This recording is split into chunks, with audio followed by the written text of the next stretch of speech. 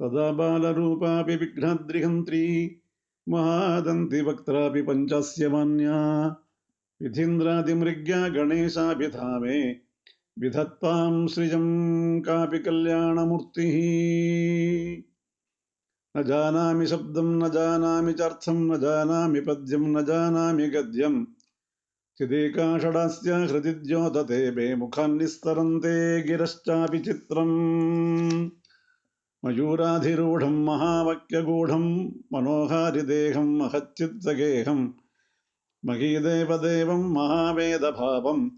महादेवबालं भजे लोकपालम् गदासन्निधानं गता मानवा मे भवाम्बोधिपारं गतस्ते तदैव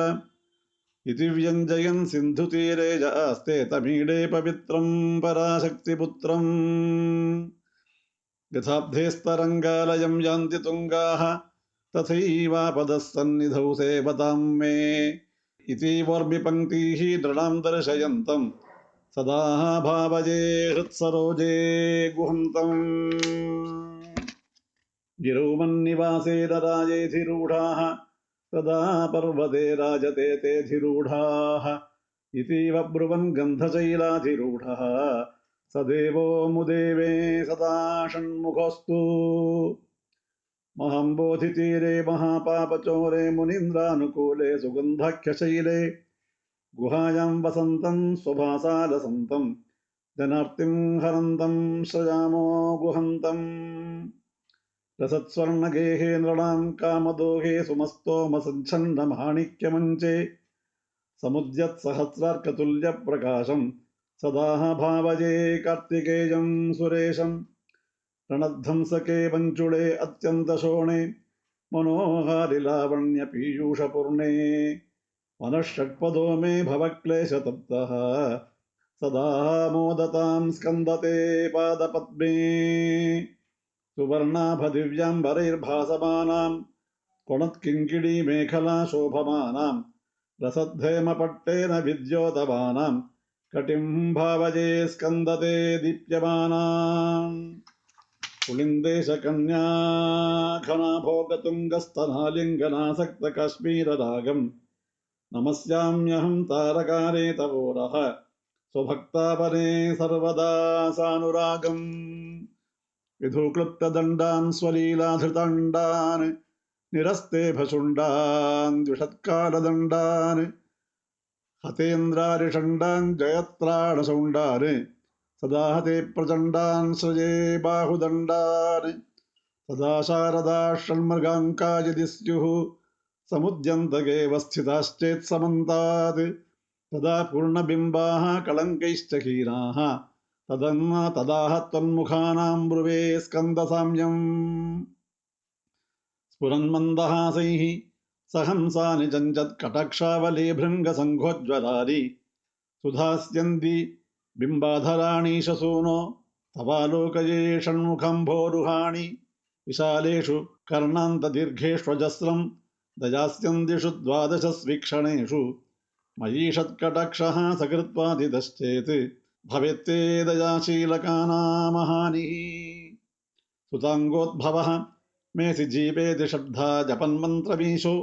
मुदा जिघ्रते यानि जगद्भारभृद्भ्यः जगन्नाथतेभ्यः किरीटोज्ज्वलेभ्यो नमो मस्तकेभ्यः स्फुरद्रत्नकेयूरहाराभिरामश्चलत्कुण्डलश्रीलसद्गण्डभागः कटौ पीतवासाः करे चारुशक्तिः पुरस्तान्ममास्तां पुरारेस्तनूजः इहायाहि वत्सेति हस्तान् प्रसार्याक्पजत्यादराच्छङ्गरे मातुरङ्गात् समुत्पत्यतातं श्रयन्तं कुमारं हराश्लिष्टगात्रं भजे बालमूर्तिं कुमारेश सूनो गुहस्कन्दसेनापते शक्तिपाणे मयूराधिरूढ पुलिन्दात्मजा प्रभो तारकारे सदा रक्षमां त्वम् प्रशान्तेन्द्रिये नष्टसंज्ञे विचेष्टे कपोद्गार्यवक्त्रे भजोत्कम्बिगात्रे प्रजानोन्मुखे मय्यनाथे तदानीं द्रुतं मे दयाळो भवाग्रे गुहत्वम् कृतान्तस्य दूतेषु चण्डेषु कोपात् दहच्छिन्ति भिन्धीति मां तर्जयत्सु मयूरं समारुह्य माभैरिदित्वम् उरशक्तिपाणिर्ममाजागि शीघ्रम्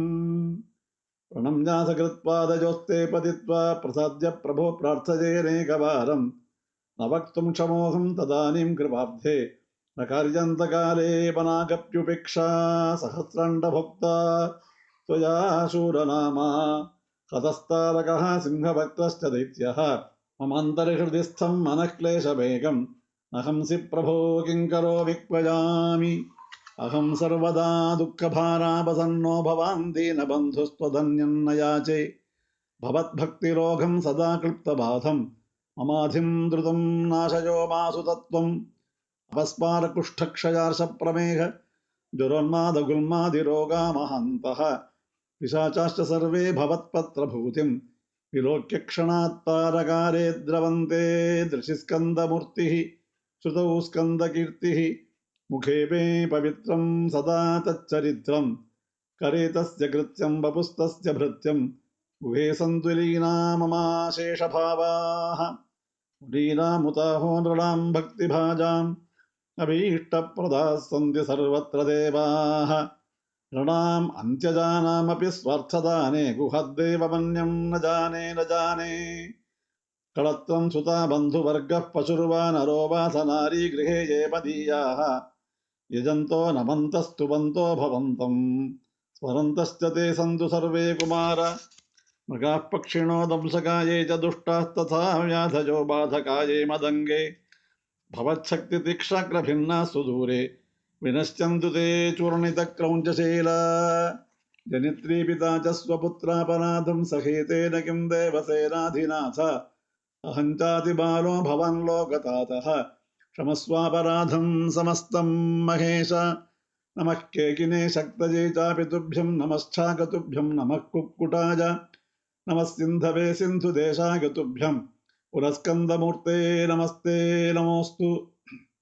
जयानन्दभूमन् जयापारधामन् जयामोघकीर्ते जयानन्दमूर्ते जयानन्दसिन्धो जयाशेषबन्धो जगत्त्वं सदा मुक्तिदानेश सूनो भुजङ्गाख्यवृत्तेन क्लुप्तं स्तवं यः पठेद्भक्तियुक्तो गुहं सम्प्रणम्य